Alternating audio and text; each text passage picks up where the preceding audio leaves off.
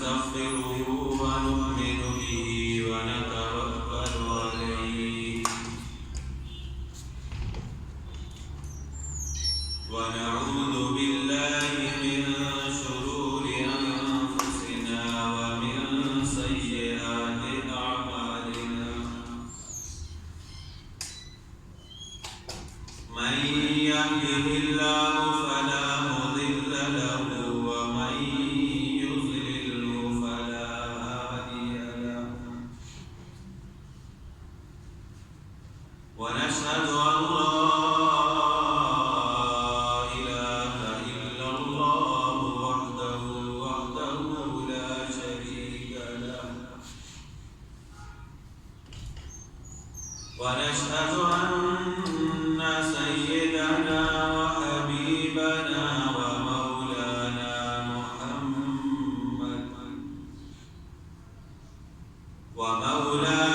محمدا عبده ورسوله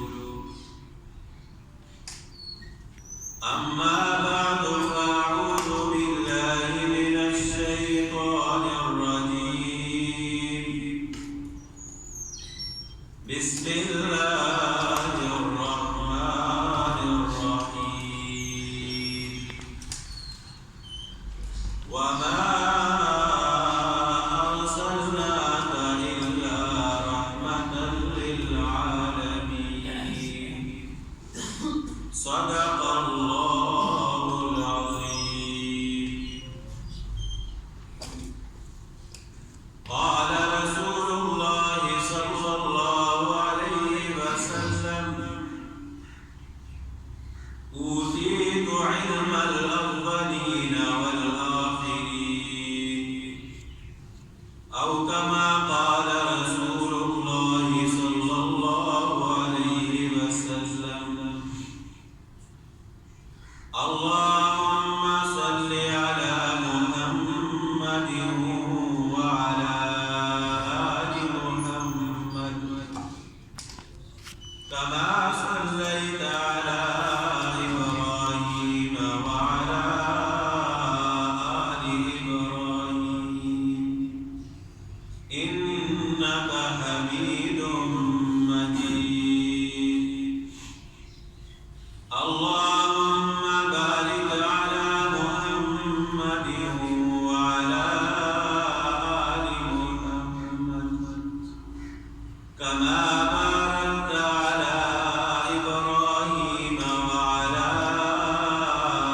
آل إبراهيم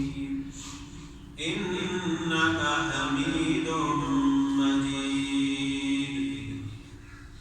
رب اشرح لي صدري ويسر لي أمري واحلل عقدة من لساني يفقهوا قولي سبحانك لا علم لنا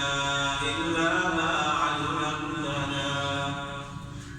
إنك أنت العليم الحكيم عزیزان محترم برادران اسلام ربیع الاول کا مبارک مہینہ شروع ہو چکا ہے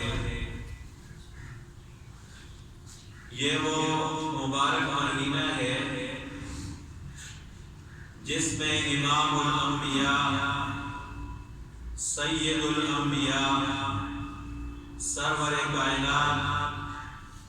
حضرت محمد صلی اللہ علیہ وسلم اس دنیا میں تشریف لائے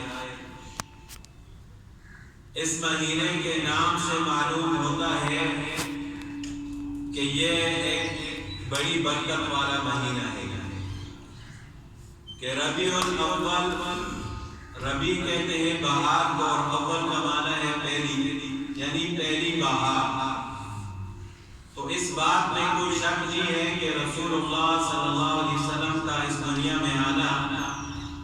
ایک ایسی بہار کی آمد ہے کہ جس کی دنیا میں کوئی مثال نہیں ہے جو ہے وہ مقام نبی ہے کہ نبوت کا مقام کیا ہے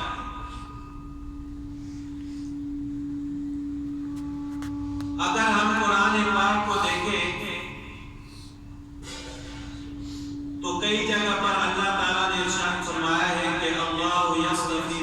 الملائکۃ رسلا ومن الناس،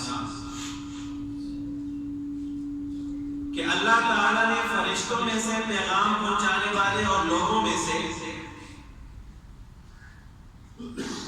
کچھ کا انتخاب فرمایا۔ تو اس سے معلوم یہ ہوتا ہے کہ مقام نبوت یہ مقام استفائی ہے، ارتقائی نہیں۔ مقام استفائی کا مطلب یہ ہے کہ وہ مقام جو اللہ تعالیٰ نے عطا فرمایا، اللہ تعالیٰ نے ان اپنے بندوں کو منتخب فرمایا، اور مقام استفائی جو ہے وہ محنت اور کوشش سے حاصل نہیں ہوتی۔ ایک آدمی محنت اور کوشش کر کے حافظ قرآن بن سکتا